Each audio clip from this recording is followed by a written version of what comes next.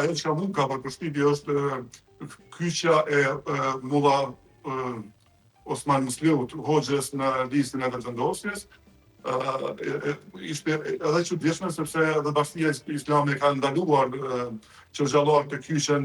qoftë direkt, qoftë indirekt në subjekte politike dhe ende Bashkia Islame nuk ka reaguar në lidhje me rastin dhe natyrisht nëse do të respektu vetveten Bashkia Islame duhet të marrë vendim për hoxhën e fjalë, duhet ta përjashtojë nga biku nëse dëshiron të merret në politikë, por jo të jetë edhe hoxh në xhamatin para xhamatit të prantëve, por edhe të aty të mbanë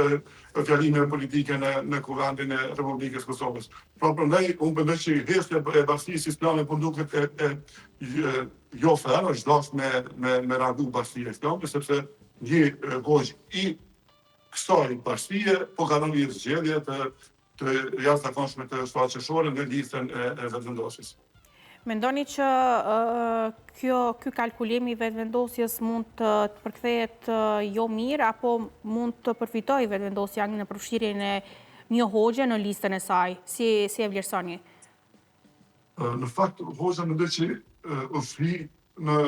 partinë ku bëhet mëkati më i madh. Pra, të qendrit në pushtet, detyrimisht ndodh në raste të caktuara të drejton nga mëkati. Sidomos me qendrët vendosje, mëkati është akoma më i madh. Prandaj hoxha me vetëdëshirën e tij është fundi një parti politike ku po bën mëkat. Dhe natyrisht lëvizja vendosje ka kalkulu në emrin e tij për ta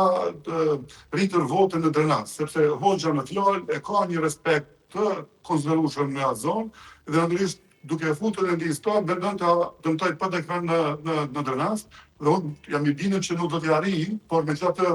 vetë përfshirja e këtij hoxhe, vetë pranimi i tij për të manipuluar nga zoti Kurti është shqetësues, madje ai kohë më parë ka pas edhe problem me punësimin e vajzës së tij, njëti ka hedhur kritika kundër qeverisë së Kurtit për shkak që vajzën e tij nuk e kanë punësuar dhe tashmë e kritikon të qeverinë kohë më parë dhe ndoshta nuk përjashtot mundësia e kanë premtuar punësimin e vajzës së tij, me që ajo është futur në listë, nuk di çka flet saktësisht pra këtij aderimi nuk është ende e qartë, por megjithatë është gabim që hoxh ose klerik fetar, kush do qoftë ata, të bëjnë pjesë e listave të partive politike.